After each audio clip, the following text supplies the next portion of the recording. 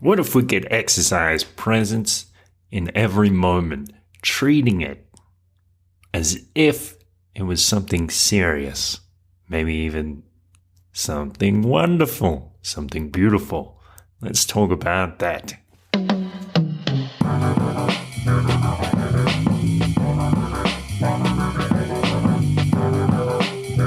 This is a beautiful thought. Welcome, beautiful thinkers. Let's talk about doing things now with gravity. I was thinking about this occurrence. I was sitting with a friend I care for very much, but this friend, she always seems like she's in a rush, like trying to get to the next thing. I remember we sat down in a restaurant to eat a delicious meal, and I asked her, knowing about this tendency of hers, I asked her, well, could you say grace before we eat? And she said it, but she said it something like this. She said, well, thank you for the food. Thank you to the people who brought it to us. Thank you for the waiters. Thank you for the farmers. Like reciting a list. And I thought later, that really wasn't what I was looking for. That's not exactly the spirit. She said the words, but the spirit was lacking. And I thought later, what if I could ask her to do it again and say it with gravity? Like now is the opportunity to give thanks to everybody, to the universe, to this moment, with gravity, with force, with lectio divina, with a divine reading or a divine impulse into every word. What if we could say it like it was something special? Because it is. That's why we say grace, right? I also thought about, I used to go to McDonald's.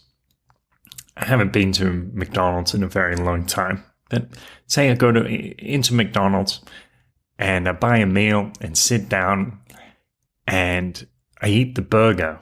Now I eat it in a rush, thinking, wow, still got fries. I want to enjoy the fries. And then I eat the fries in a rush, thinking I still got the sundae. And then I eat the sundae and I finish and I realize there's nothing left. Now, why didn't I just take my time and enjoy every element of the meal? Why didn't I do it with gravity? So, we mentioned before, talk about the Toltec agreements, and they talk about doing everything excellently. So, it doesn't matter what it is, we can do it with presence.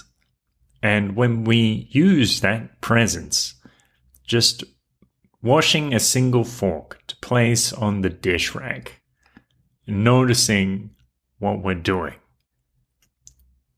we do experience the joy of it.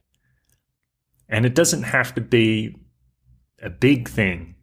It doesn't matter if we're laying a brick to build an outhouse or a cathedral. Just like as Paul Newman said in The Hustler, talk about, I don't care what it is. If a guy is a bricklayer and he knows and he can make it come off, that can be great. By the way, I recommend anyone listen to that monologue. It's really the best part of the movie. So, everything. We can do everything with attention. I remember in Wat Tam Krabok, my monk friend showed us this walking meditation. And we would take every step so carefully, breaking down the step into each of its components. So you raise the heel, and then you raise the whole foot, and you move your foot or your leg forward, and then you place the ball of your foot, and then you place the heel, and eventually you shift your weight step by step, piece by piece, becoming intimately aware of what is really happening when you're stepping. Because we do it so often, we've done it so often, so long, that we've forgotten that once that was a conscious process that we had to learn. And I would find myself walking around the temple grounds, and I thought, I'm walking so quickly, and I'm not walking with presence. And I would start to do the meditation, and it would take me 30 minutes to walk about 300 meters. And I said to my monk friend, it's amazing that I can become so conscious of my steps once more. And he said, yes, everything is like that. Everything can be remade with presence. Of course, our great teacher, Jesus of Nazareth, told us, whatever your hand finds to do, do it with all your heart. Now, with beauty.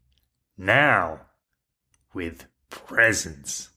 Now, with gravity.